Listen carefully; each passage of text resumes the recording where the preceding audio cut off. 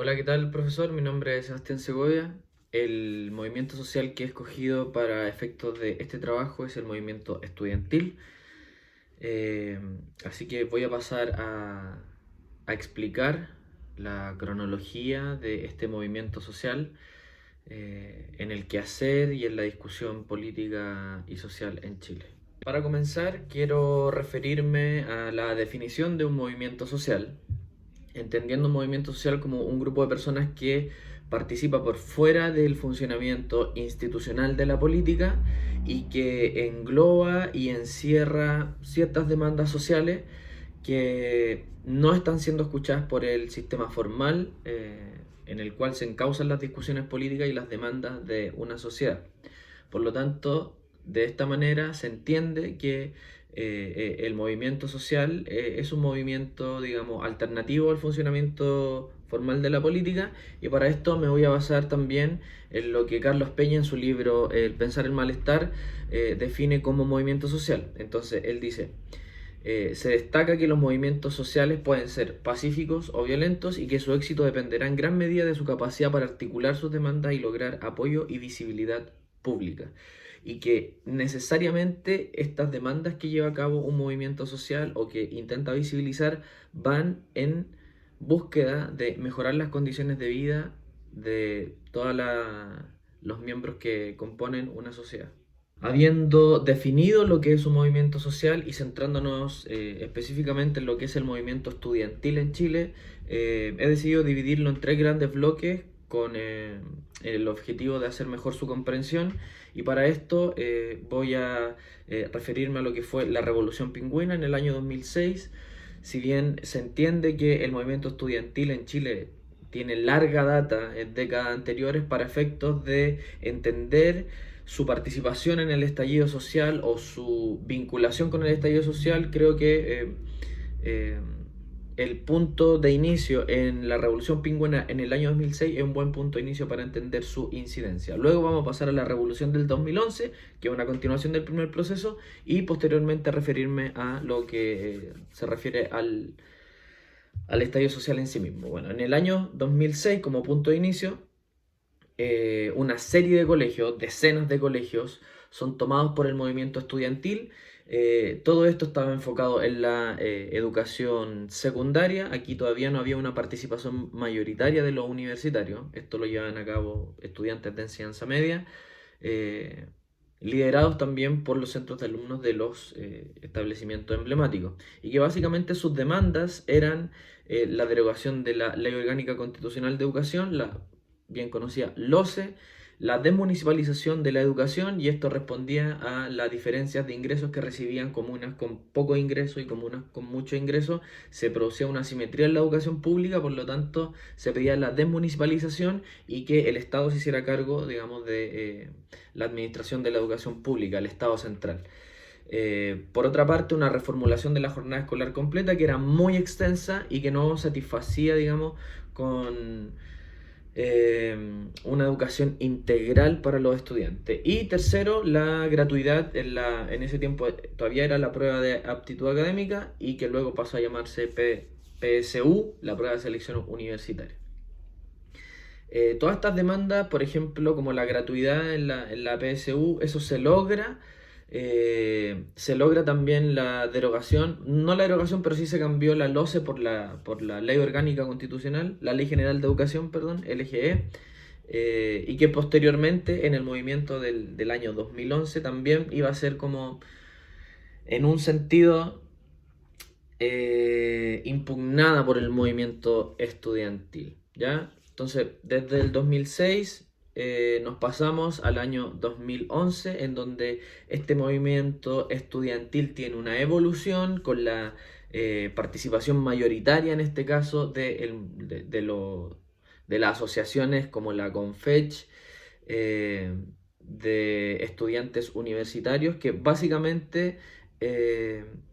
es considerado como uno de los movimientos sociales más grandes desde el retorno a la democracia en Chile, porque lo encabeza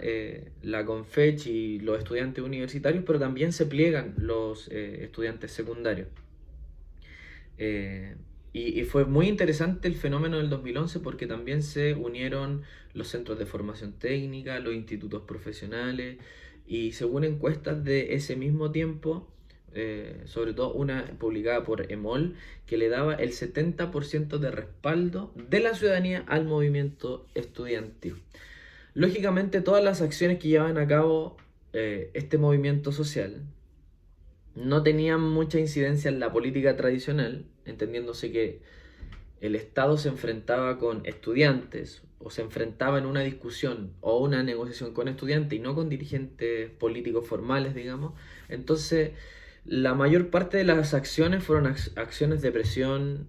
en la calle, digamos, con marchas multitudinarias, con tomas de establecimientos, con intervenciones en medios de comunicación de los dirigentes de tanto la ACES, que era la Asociación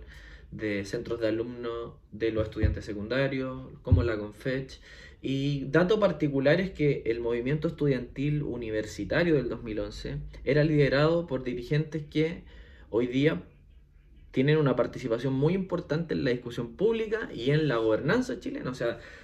Giorgio Jackson, Camila Vallejos, Carol Cariola y Gabriel Boric fueron protagonistas centrales de ese movimiento social que ocurrió allí en el año 2011, pero que en definitiva era una evolución del año 2006. Todo esto en búsqueda de reformas en el sistema educativo chileno, ¿ya? ¿Qué incidencia tiene este movimiento en el estallido social? Bueno, que es lo central en este trabajo de investigación, en este reportaje, es que precisamente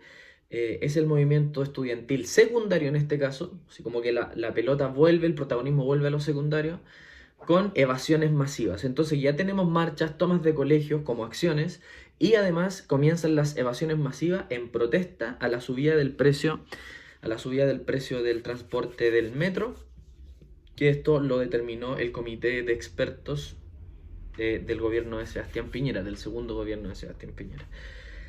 Y estas evasiones masivas fueron la punta de lanza del estallido social del 18 de octubre del año 2019. Sin estas evasiones masivas que tuvieron gran cobertura de los medios internacionales, probablemente no se hubiera detonado este estallido social. Y creo yo, a modo personal, digamos que esto tiene una clara razón, digamos. Cuando hay evasiones masivas perpetradas por menores de edad, el Estado no puede actuar como persiguiendo criminales o personas que estén cometiendo algún tipo de delito. Hay que darle el tratamiento de estudiantes, por lo tanto, era muy lógico que detrás de un movimiento de protesta estuvieran los estudiantes como punta de lanza. Ese es a grandes rasgos la cronología y la incidencia que tiene en el estallido social, digamos, el movimiento social estudiantil, porque además gran parte del malestar social que se ve manifestado el 18 de octubre tiene que ver con el sistema educativo chileno y cómo esto incide en la repartición de la riqueza. No se podría decir que el Estado, el Poder Ejecutivo, ha estado impávido o indiferente a este movimiento social, por lo que cabe señalar que, bueno, aquí hay dos grandes principales protagonistas, uno es Michelle Bachelet y el otro Sebastián Piñera, que se repartieron entre ambos prácticamente 20 años de mandato en Chile. Por lo tanto, hay una clara diferencia, lógicamente, por la naturaleza misma de el partido político que encarna Michelle Bachelet, las acciones que tomó Michelle Bachelet en contra o a favor del movimiento estudiantil fue de muchísimo más inclusión, de más escucha, poco confrontacional, es más, en el gobierno de Michelle Bachelet se logra una reforma educacional que contempló, digamos, aquí estoy leyendo dato duro, digamos, la creación de una nueva institucionalidad para la educación pública chilena,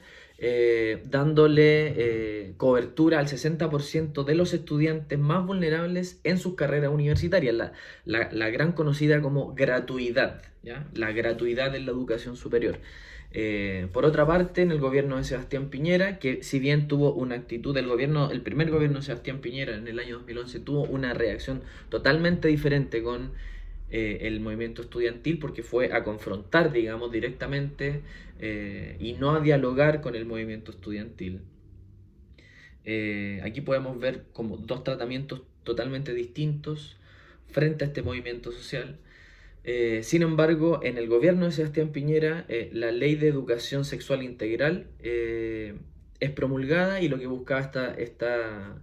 esta ley también era lógicamente tener todo un corpus educativo respecto de la violencia sexual, promover la cultura y equidad de género, y dotar a los establecimientos de un entendimiento de los sistemas educativos y cómo la comprensión de la vida sexual, digamos, iba a tener un impacto positivo en, en el quehacer y en el desarrollo de la educación. Por otra parte, también en el año 2015 la ley de inclusión escolar también prohibía, digamos, ya la selección por nivel socioeconómico en los distintos establecimientos. Entonces, desde aquí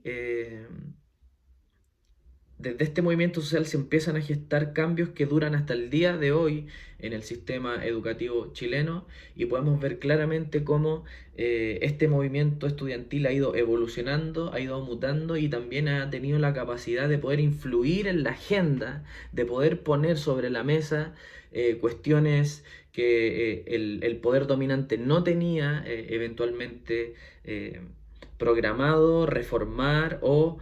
cambiar o mejorar. Por lo tanto, el movimiento estudiantil chileno podríamos decir que sigue siendo una punta de lanza para provocar cambios sociales, para provocar cambios legislativos, y que permanentemente va enfrentando a la clase política y al poder dominante, a las distintas instituciones, para buscar mejoras en el sistema educativo nacional chileno.